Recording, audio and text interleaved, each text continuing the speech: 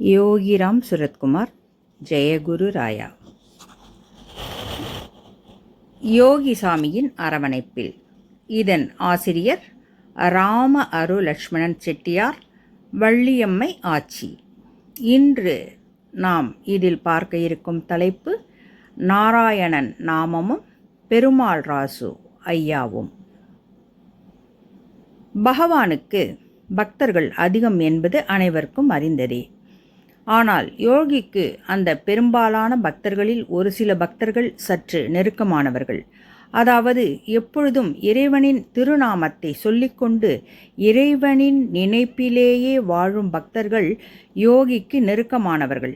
அப்படி யோகிக்கு மிகவும் பிடித்த பக்த மலர்களில் ஒருவர்தான் பெருமாள் ராசு ஐயா. பகவான் எப்பொழுதும் எல்லாருக்கும் எதையாவது உணர்த்துவதற்கு திருவிளையாடல்கள் செய்வது சகஜம். அந்த திருவிளையாடல்களை எப்பொழுதும் தன் பக்தனிடம்தான் நிகழ்த்துவார்கள். அப்படி யோகி தன் திருவிளையாடல்களில் ஒன்றை பெருமாள் ராசு ஐயாவை வைத்து நடத்தினார்கள். பெருமாள் ராசு ஐயாவுக்கு கிருஷ்ணகிரி சொந்த ஊர். அவருக்கு பெருமாள் என்று பெயர் வைத்தாலோ என்னவோ அவர் திருமலை மிகவும் பிரியத்துடன் தொழுவார். அதே பிரியத்துடன் யோகியுடன் இருந்தார்கள். எந்நேரமும் நாராயணா நாராயணா என்று திருமாலின் நாமத்தை சொல்லிக் கொண்டிருப்பார். இவர் திருப்பதிக்கு சென்று ஏழுமலையானை தரிசிக்கும் முன்பு திருவண்ணாமலைக்கு வந்து ஹரிஹரனாய் இருக்கும் யோகியை தரிசித்துவிட்டு ஆசீர்வாதம் பெற்றுவிட்டு பின் தான் திருப்பதி செல்வார். அப்படி ஒரு முறை பெருமாள் ராசு ஐயா திருப்பதிக்கு செல்ல இருந்தார்கள். எனவே கிருஷ்ணகிரியிலிருந்து திருவண்ணாமலைக்கு வந்து யோகியை தரிசித்துவிட்டு ஆசீர்வாதம் பெற்றார். பின் யோகி அவரிடம், பெருமாள், இந்த காசை ஏழுமலையானின் உண்டியலில் போட்டுவிட்டு இந்த பிச்சைக்காரன் யார் என்று ஏழுமலையானிடம் கேட்டு வாருங்கள் என கூறி அவரிடம் காசை கொடுத்து அனுப்பினார்.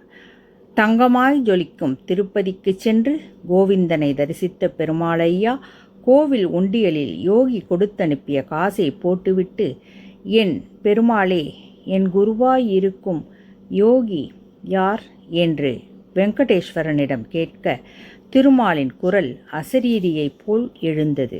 அந்த குரல் நேனுதா நேனுதா நேனுதா என்று தெலுங்கில் சொல்லிக்கொண்டே சிறிது நேரத்தில் பெரியதாய் உயர்ந்தது. தெலுங்கில் நேனுதா என்றால் நான்தான் என்று அர்த்தம்.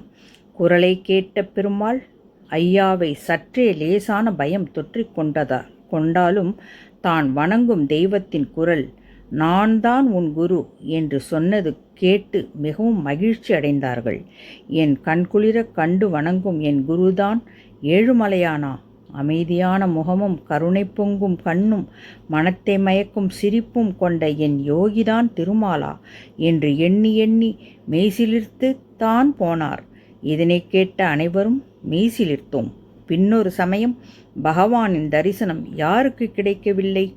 யோகி ஸ்வாகதம் மண்டபத்தின் மேல் சென்று விட்டார். யாருக்கும் தரிசனம் தரவில்லை. பகவானின் தரிசனம் கிடைக்கவில்லையே.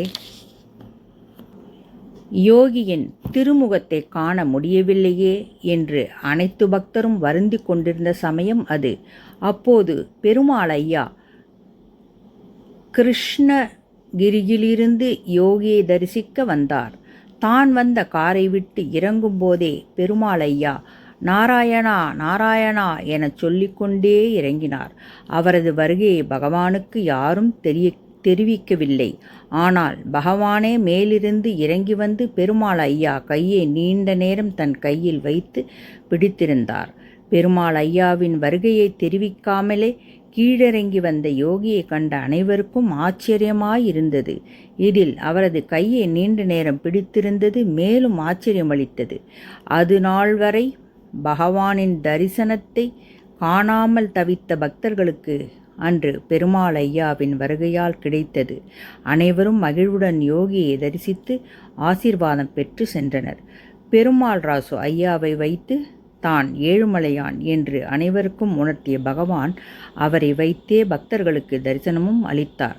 பெருமாள் ஐயாவை வைத்து பகவான் திருவிளையாடல் நடத்தியிருந்தாலும் அவரது பக்திக்கு மதிப்பு கொடுத்து அவருக்கு தரிசனம் கொடுக்கத்தானே வந்து கையை கொடுத்தது பெருமாள் ஐயாவின் பக்தி பெருக்கை காட்டியது. நாம் சென்று பகவானின் கையை பிடிப்பது பாக்கியம் என்றால் பகவானே வலிய வந்து நம் கையை பிடிப்பது பெரும் பாக்கியம் என்று உணர்ந்தேன். யோகிராம் சுரத்குமார், ஜெயகுரு ராயா.